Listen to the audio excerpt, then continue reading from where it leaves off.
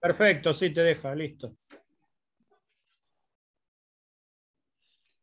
Ok, en cuanto a la modalidad, vamos a hacer como se hizo, como ya se ha hecho en otras reuniones. Yo voy a comentar un par de cositas ahora muy breves, pero la presentación va a estar básicamente a cargo de Alejandro, que se va a tomar más o menos media hora para dejar espacio después para preguntas y comentarios de todos nosotros. Con Alejandro, con Ricardo, que está acá, y otros, participamos de la Comisión de Energía de la Fundación. Y verdaderamente vos algo ya dijiste, Maxi, es muy importante que energía y economía vayan de la mano, ¿no? Nosotros, en lo que hemos venido trabajando, no trabajamos pensando, digamos, con un espíritu de comentaristas de la situación energética.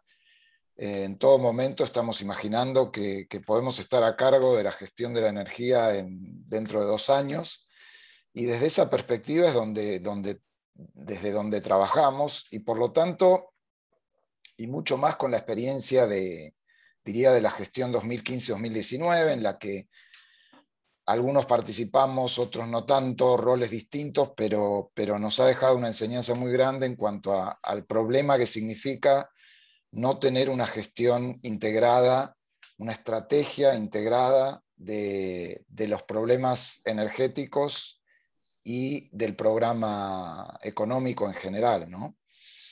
En muchos temas, no me voy a detener en eso. Entonces, eso no lo podemos repetir y tenemos que tener, y bueno, ahora Ale lo va a mostrar con más claridad, un diagnóstico bastante preciso de cuáles son las brechas, cuáles son las distorsiones. Desde ya les adelanto que nos vamos a encontrar con problemas, como nos encontramos en el 2015, con precios relativos muy distorsionados, con necesidades fiscales muy grandes.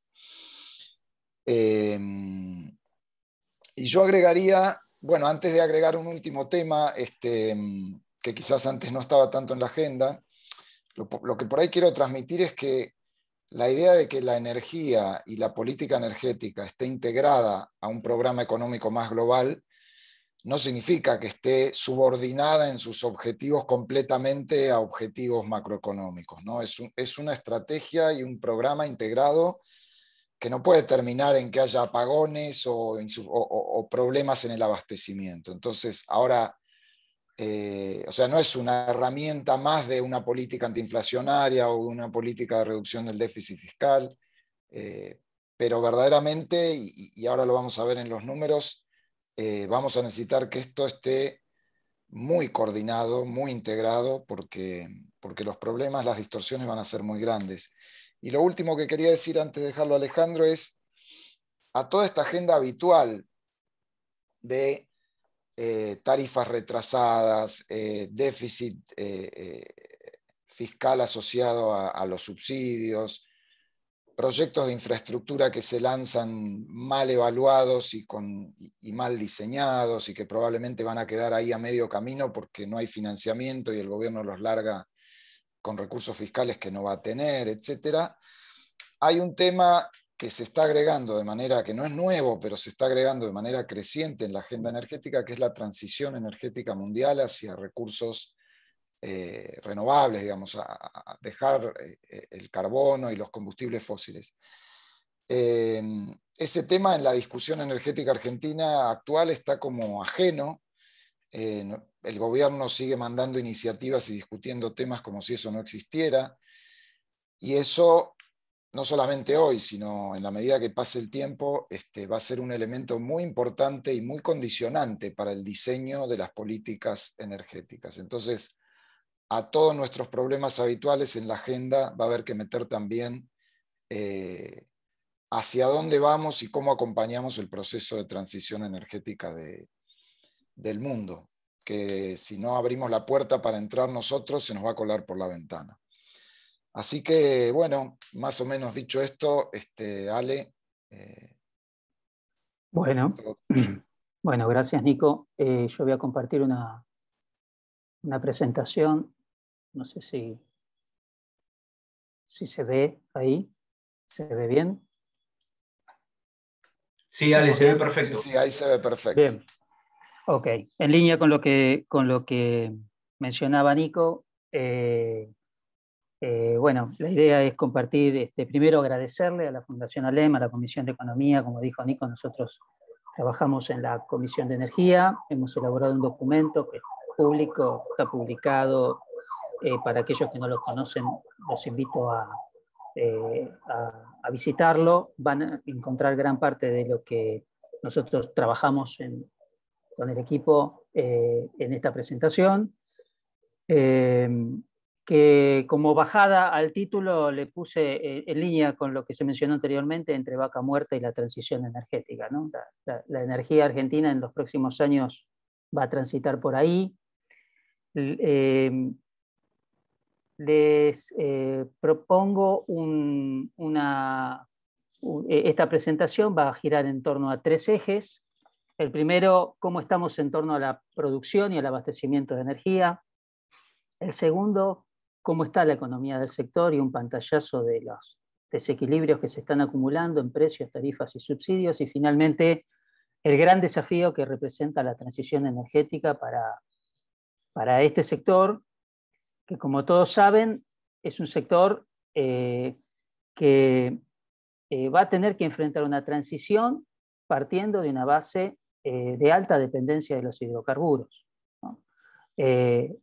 El petróleo y el gas representan el 85% de la energía primaria que usa la Argentina. Estos son datos del balance energético del año pasado.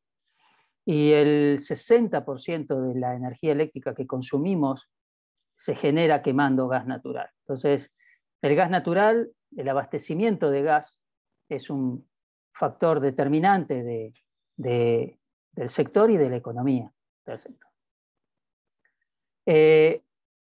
Con estas condiciones de base, bueno, la producción de energía en la Argentina muestra una decadencia crónica. En particular, lo que cae es la producción convencional, es decir, la producción histórica de petróleo y gas de la Argentina, de menor costo, que solo es revertible a partir de la producción, del incremento de la producción de no convencionales. Esto es a partir de una decisión, de hecho, que ha tomado la Argentina de abandonar todo tipo de exploración o de búsqueda de recursos convencionales baratos y concentrar el esfuerzo en los no convencionales. Así las cosas, hoy el petróleo no convencional, el petróleo de vaca muerta, representa casi el 30% de la producción de petróleo en la Argentina, y el gas que proviene de vaca muerta es más del 40%. Entonces, la primera conclusión que tenemos que sacar es que, bueno, no hay discusión con respecto a vaca muerta sí o vaca muerta no. Vaca muerta es central para el abastecimiento actual y futuro de la energía en nuestro país. Ahora, con los no convencionales, la decadencia, la caída en la producción en los últimos años ha continuado con algunas excepciones. Y esa caída en la producción explica la insistencia de las últimas administraciones de aplicar planes de promoción para la producción de gas y petróleo no convencional. Estoy hablando del barril criollo, de los planes gas sucesivos, 1, 2, 3, la resolución 46, el actual plan gas 4, que intentan incentivar la producción, revertir la caída de la producción, pero que han tenido resultados distintos en petróleo y en gas. Si uno mira la aplicación de la política de subsidios en el petróleo, y hablando específicamente en el barril criollo, vemos que cuando uno mira la variación interanual de la producción mientras se aplicó la política del barril criollo, notablemente la producción no es que aumenta, sino que baja. Es decir, los jugadores del sector del petróleo no miran el precio local, artificialmente, si ustedes quieren, inflado por una política de subsidios, de precio sostén, sino que mira el precio real, el precio internacional. Y a partir de ahí toma decisiones. ¿Cuándo comienza a crecer la producción de petróleo? Cuando, promediando el gobierno de Cambiemos, se toma la decisión política de alinear el precio del petróleo local al precio internacional. Y en un ambiente favorable al clima de negocios, la producción de petróleo empieza a crecer. que es lo que ustedes ven acá, con un crecimiento, casi un pico de 7% de crecimiento interanual. Hoy producimos un 15% menos de petróleo de lo que producíamos hace 15 años, aún con la participación del no convencional. Por el lado del gas, la cosa es distinta. No es un commodity, la tecnología es más rígida, depende, la producción no convencional de gas depende, o se ha incrementado a puro subsidio, pero ese subsidio ha tenido una incidencia dispar en la producción. Si uno mira los planes gas durante el gobierno de Cristina, aún con premio muy alto, mientras en el mundo se pagaba $2 el gas, en la Argentina se lo pagaba 7,5 al gas incremental. Bueno, ese premio alto lo único que logró fue, si ustedes quieren, desacelerar la caída.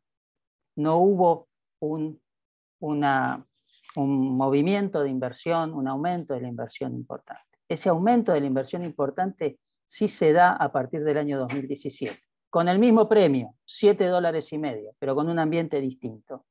Y ahí se da lo que podríamos decir una revolución en el shale de la Argentina, que es esta área roja que ustedes tienen acá, que tiene nombre y apellido. ¿Sí? Es Tecpetrol, la empresa de Techín, que a partir de la resolución 46 y un precio que, como les decía, un premio muy importante, logró un crecimiento interanual sostenido en el tiempo muy importante que hizo que la Argentina retornara a los niveles de producción de gas equivalente a los de 15 años atrás. Luego, la pandemia, el congelamiento de precios, el abandono de la política hace que hoy la producción de gas vuelva a mostrar caídas importantes. Pero analicemos el abastecimiento de corto plazo. Si miramos por el lado del petróleo, bueno, uno diría que en el sector de petróleo no hay restricciones por el lado de la infraestructura y solo con precios alineados a nivel internacional en línea con el export parity serían incentivos suficientes para que la industria aumentara su producción y generara excedentes de exportación. En el caso del gas es distinto.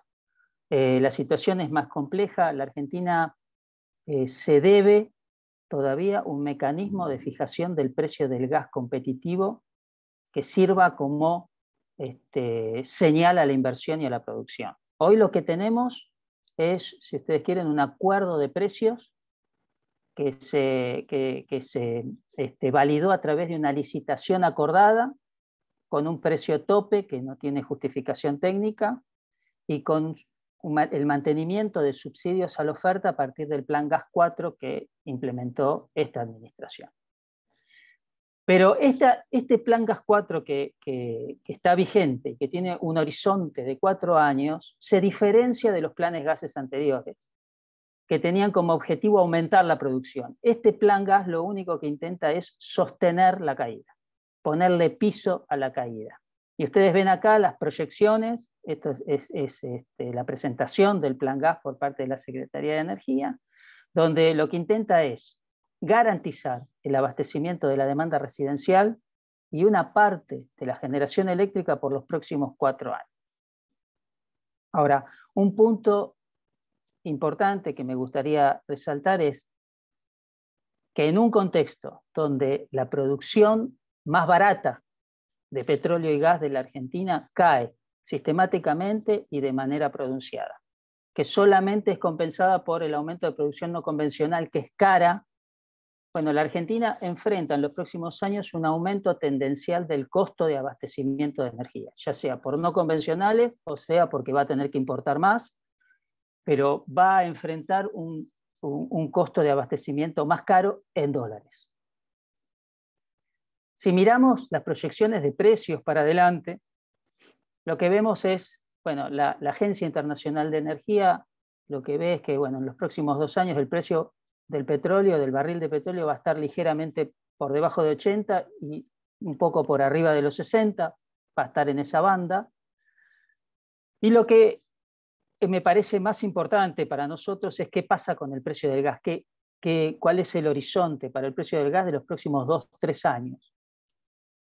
Y bueno, ahí vemos un precio de un mercado competitivo como el norteamericano, como el Henry Hub, que va a estar en torno a los $3, un precio en Europa alrededor de los $5,5 y un precio en Japón y China en torno a los $8.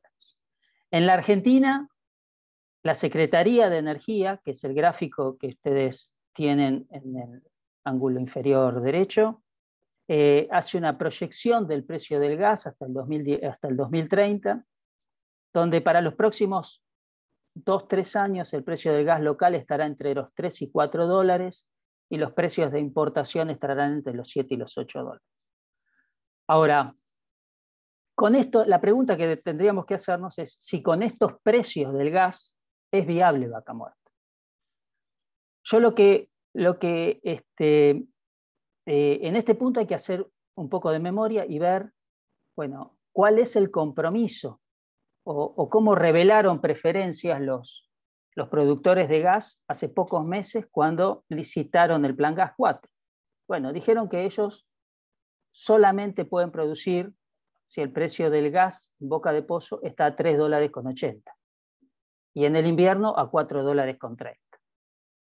Bueno, para que Vaca Muerta sea competitiva en el mundo y se cumpla ese proyecto de una vaca muerta exportándole gas por barcos a China, a Europa,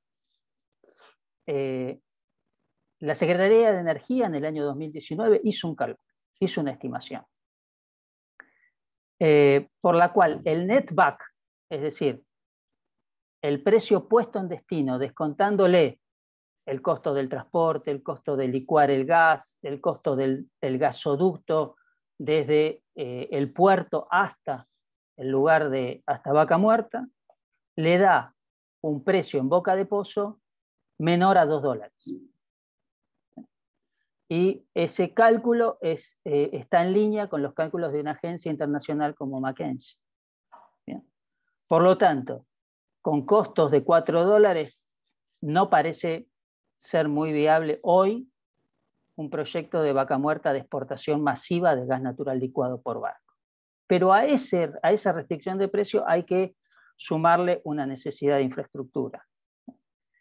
Y también en base a la Secretaría de Energía, y esto es un informe que levanta el Observatorio de Energía de la Universidad de Oxford, para que Vaca Muerta sea viable y se logre el objetivo de poder pensar en exportar, hay que invertir $50.000 millones antes del 2030. Bien. Entonces, la conclusión de esto es que el proyecto Vaca Muerta como exportador hoy es lejano, es necesario reevaluar el proyecto de Vaca Muerta. Vaca Muerta tiene, quizás esto lo podemos dejar después para los intercambios, pero me parece que Vaca Muerta tiene un espacio importante en el mercado local para reemplazar importaciones, ya sea por barco o de Bolivia, y de la economía de la energía.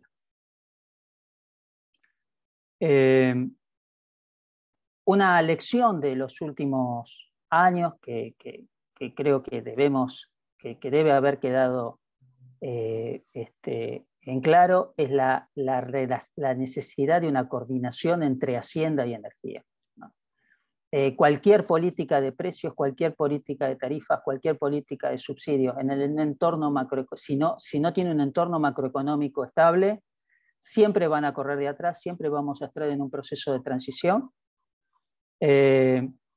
Y a su vez, la acumulación de desequilibrios en el sector energético pueden retroalimentar inestabilidades en el sector macro.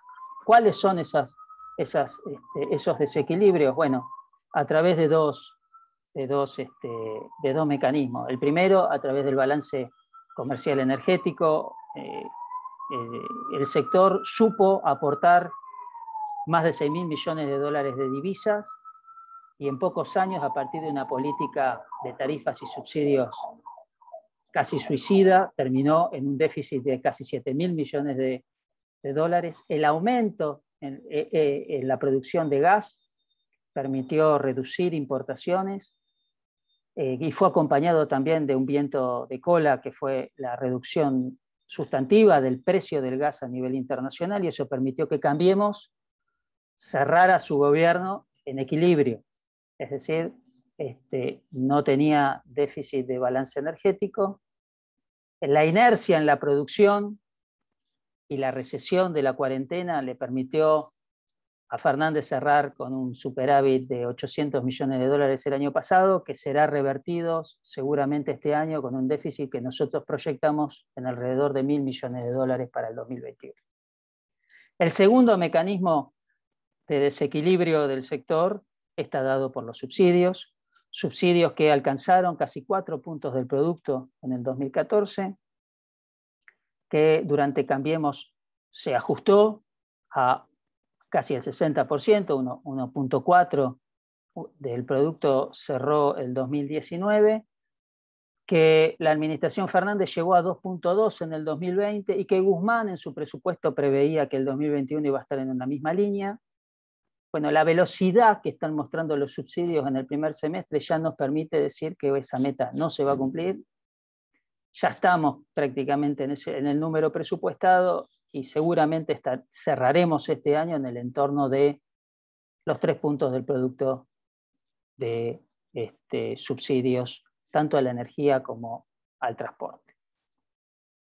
Pero lo preocupante de los subsidios es la dinámica que están mostrando en los últimos meses. Yo lo que les muestro acá es la evolución de los subsidios a la energía en dólares, promedio mensual, año acumulado, para las últimas 4 administraciones, les decía. Y bueno, vemos que Cristina arrancó el gobierno con menos de 2.000 millones de dólares, lo multiplicó por 5 en su primer mandato, lo llevó a 10.000, ese fue el piso del primer mandato de Cristina, que superó los 16.000 y entregó en casi 15.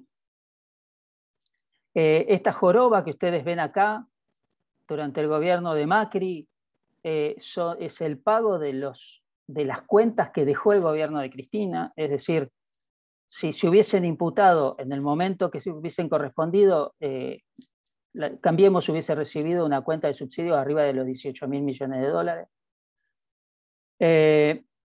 Perdón. Y entregó en 4.600 millones de dólares.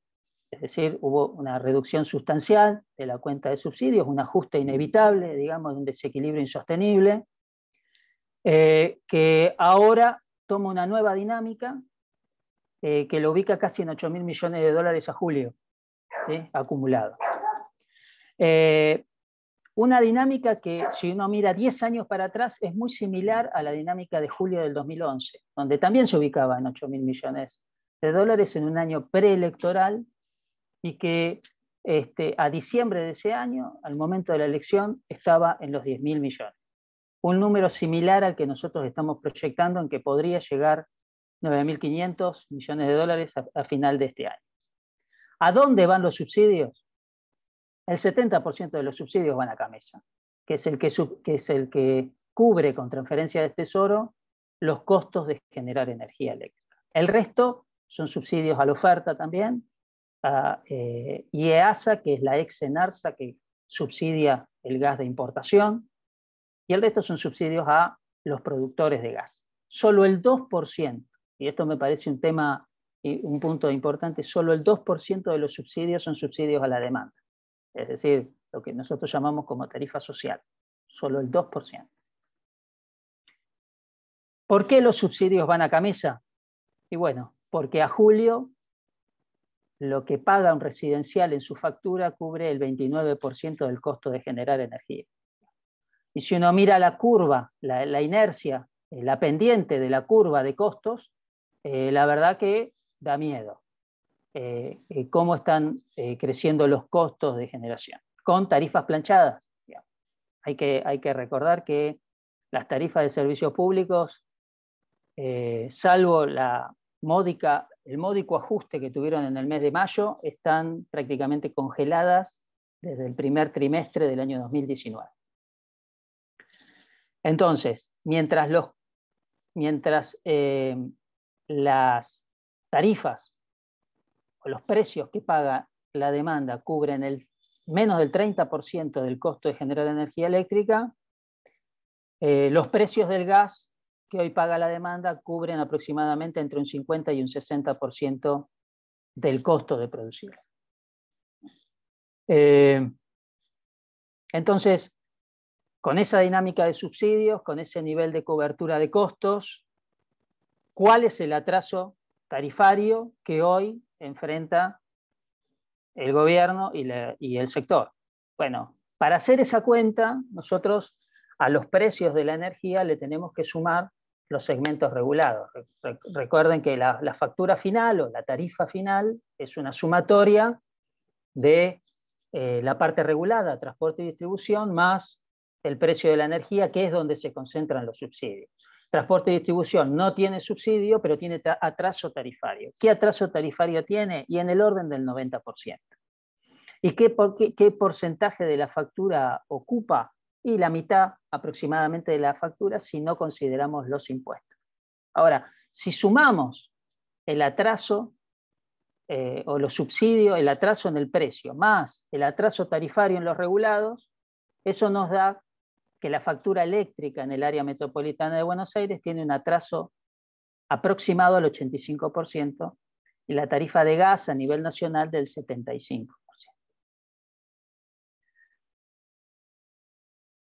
No quiero marearlos con los números, pero también es interesante ver cuál es el peso, de las tarifas energéticas en los ingresos de una familia, o por lo menos en el ingreso de un trabajador promedio del sector privado a partir de datos del Ministerio de Trabajo.